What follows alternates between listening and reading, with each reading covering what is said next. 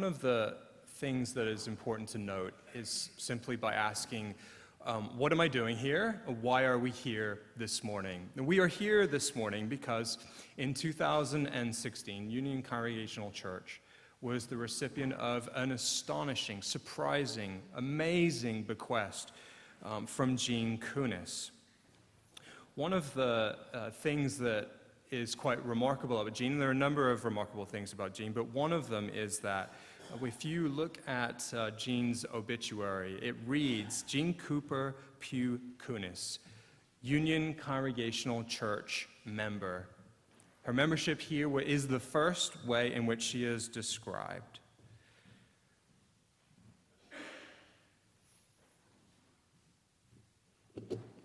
Okay, can I go? Oh, yes, it works.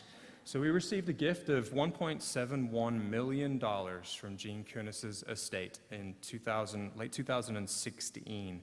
And as I said, the first line of her obituary reads that she was a church member. And what's important here is that we have a picture of Gene as we talk about her. Who here knew Gene Kunis? Quite a few of you, and so you're aware that she was a longtime resident of this area, and you know that she had a number of different passions and gifts. She spent summers on Martha's Vineyard. She traveled by boat and train through the Panama Canal. She was a fan of the ladies' Yukon basketball team, and she was particularly pleased, as I understand it, by the progress of the Boston Red Sox this fall. She appreciated the arts. She attended performances in the city of the Philharmonic and the opera and the ballet. And she earned her pilot's license, stating that it was one of the hardest things that she ever did. Her benevolence was broad and deep. She touched many people who knew her. And so when we received the gift from Gene's estate, a task force was formed after some conversations at the leadership council level to try and determine how we could best honor Gene's gift to us. A task force was established in 2017, and the people on that task force were Dave Conrad, who's here this morning, Tanya Switzer, Lisa Kaufman, myself, Christine, Karen Whitehouse, Darian Wilson, Lindsay Turner, Ina Isobi, and Melissa Rack. We had several objectives that were given to us by the Leadership Council. They were related to asking some really big, meaty questions about where we were at present and what we were going to do in the future. Questions like, how do we live out our calling to be a church that lives mission rather than simply writing checks for others? We were called to ask questions about what other churches have done when they have received a large gift, and if that gift negatively impacted their stewardship, what they did with the gift. We were called to ask questions about what Union's mission might be for the next 2 to 4 years, and we were asked to engage the congregation as we went in a number of the topics that came up in our discussions. In June of 2018, following a report that was given by the task force to the congregation at the annual meeting where I talked about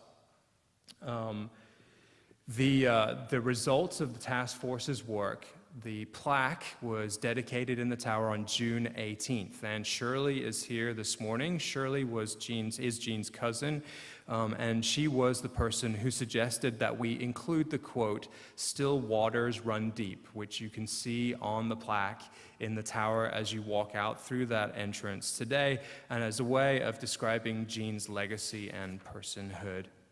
So the Reimaginging Philanthropy Task Force came up with a number of recommendations to the congregation, and this is just a summary of those recommendations, which some of you will have heard before, but we want to recap for you. The first was that we would support our current ministry and budgetary needs. The second was that, would you mind moving to the side, Eric, just a little bit?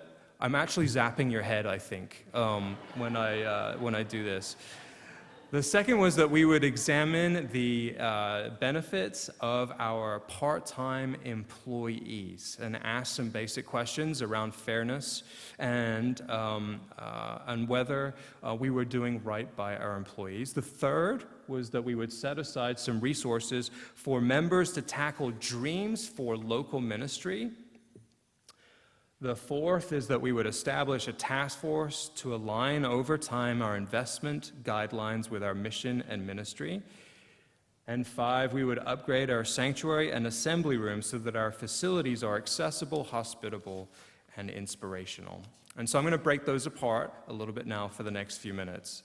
The first recommendation was that we will use Jean's generous bequest to support current ministry and budgetary needs. So the original bequest from Jean was for $1.71 million, and the current value is now $1.92 million. Consistent with prior practices, we use the investment gains from our funds to supplement the ministry of the congregation, and we did so again in 2018. Money that was used from the Gene Kunis Fund for fiscal year 2018 totaled $89,619. That means that 9% of our current budget was from the Gene Kunis Fund. 45% of our budget currently comes from pledges and contributions, and the rest comes from our various funds. So other funds like the Foundation Fund, the Building Maintenance Fund, Christian Mission Fund, Gene Kunis Fund, all contribute to the work of this community. The second recommendation was that we would consider health care benefits for our regular part-time employees. We currently do not offer any health benefits to our regular part-time staff. We count regular part-time staff as those who work at least 20 hours a week and are here 52 weeks a year. In this day and age, we know that health insurance premium costs rise faster in most years than the rise in compensation that one is likely to receive. Even if an employee receives a 3 or 4% raise, that raise can usually not keep pace with the out-of-pocket costs that our employees face to pay for plans which are often expensive and don't offer good benefits if purchased on the open market. Our full-time staff currently receive excellent health insurance benefits as part of the United Church of Christ program. I do want to make sure that we understand who we are talking about. There is a good-looking gentleman right in front of me, looking his very best up there. We are also talking about Angie, who is also here this morning in the second row, and Jose Crespo, who many of you may not know. He is here at 6 a.m. every weekday and works 6 a.m. to 10 a.m. He does many, many things behind the scenes here, including performing services as the crossing guard for our nursery school each and every morning. Our regular part-time staff have all been here a long time. If we are to be a church that is interested in justice, action must start close to home, we believe. The Leadership Council will make a number of recommendations coming to you very soon. The Personnel Committee has examined best practices and the associated laws, and there are many, many laws associated with healthcare insurance, as many of you know, and that work has been going on for many months. On October 15th, the Leadership Council approved a plan presented by the Personnel Committee Chair, Christine Brown, that would offer health insurance coverage to our regular part-time employees. And because that is an additional expense in our budget, we will vote as a congregation about these potential benefits on December the 16th. The plan that will go before you will offer good insurance through the United Church of Christ pension boards to Angie, Jose, and Eric, the full details of which will come to you in a proposal before December 16th when we'll vote on it. We'll offer transparent projections about the impact on the budget next year and in the coming years. The expectation is that funds from the Gene Kunis Fund will help pay for that increase in our budget, that comes to us through these benefits to our regular part-time employees. That was recommendation 2. Recommendation 3, set aside some resources for members to tackle dreams for local ministry. I'm reminded of Langston Hughes. Hold fast to dreams, for if dreams die, life is a broken-winged bird that cannot fly. Hold fast to dreams, for when dreams go, life is a barren field frozen with... All right, you do know that one. There's been a task force dedicated to this particular project, and as you can see, we've already talked about a number of people in the community who are gathered here today. We're talking about some other folks now. Bob Chase is here. Vicki Paulson is here. Michael is not here this morning. Chloe, Melissa, and Jeannie have all worked on this project. The initial impetus for this project was to create a fund for ministry projects that were not otherwise funded through outreach, based upon a desire to be nimble, to be quick in responding to societal crises, to ensure that dreams that people have that come to them suddenly in the night do not just die on the vine, and that it would create greater participation in the work of outreach in our local community.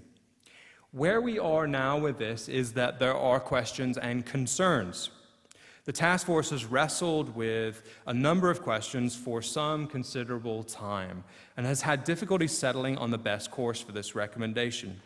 If you ask Linda Wannett, who is also here today, her experience as the administrator of the Montclair municipality will let you know how difficult it is to sustain projects in our local area. We as a culture are very good at attaching ourselves to the new shiny thing, and it becomes very difficult to sustain good things that are already happening and that are vital right now. As in any organization, it requires focus to keep good things going. We also have lots of dreams and dreamers in our community.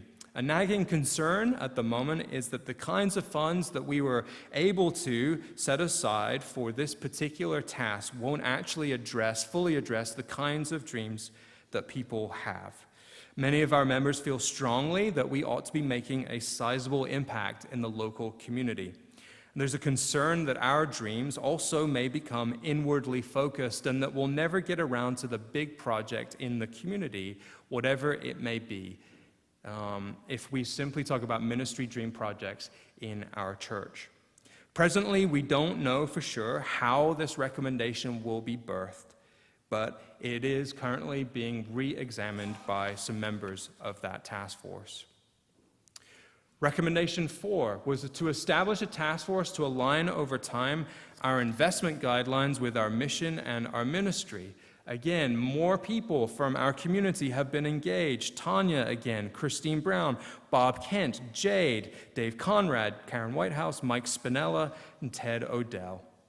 The task of this task force has been to examine our current investments and current trends in investing that helps align the values of the organization with investments. We have had discussions with many different groups and people, including Andy Russell, who is also here today, and with our current investment portfolio managers, PNC, as well as outside firms like Natural Investments and Glen Mead. There are a number of questions that are related to our current task. How do we avoid investing in companies whose business and actions violate our core values while also seeking market returns?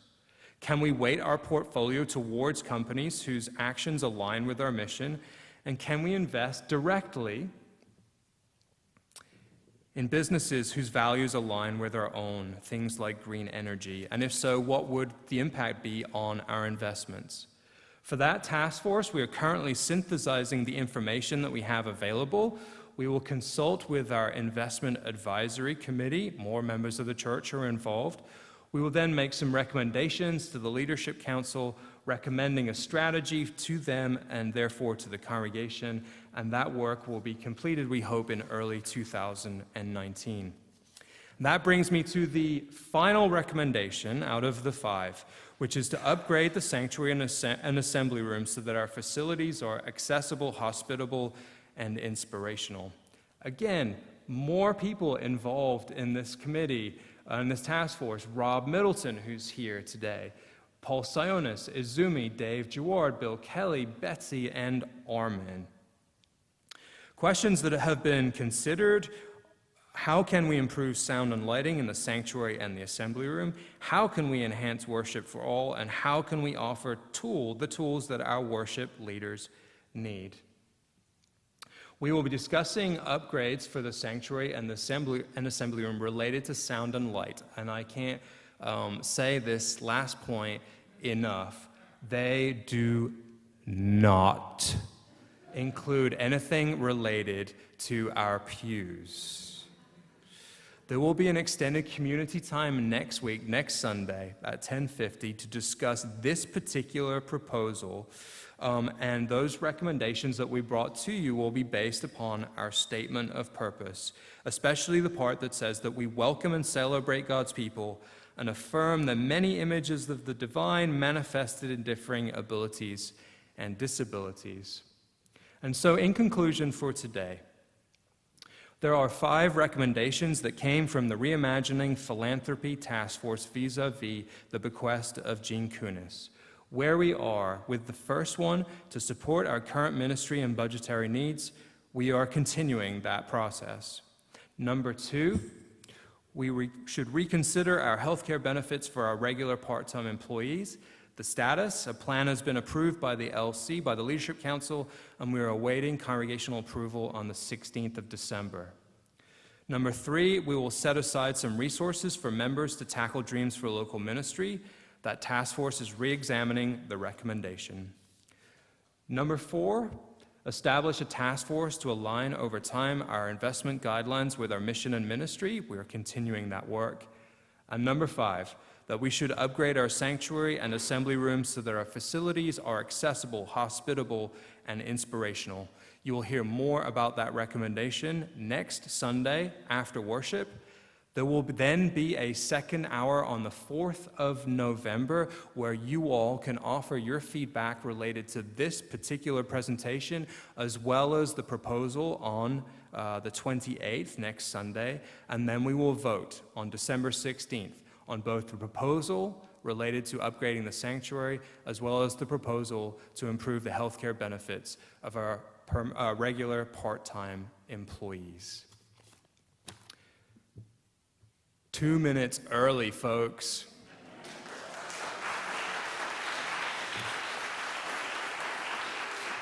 Thank you very much for your time and patience. I look forward to engaging you on these topics and many more in the very near future. Thank you. Have a beautiful day. And Steve Osting, 11:30.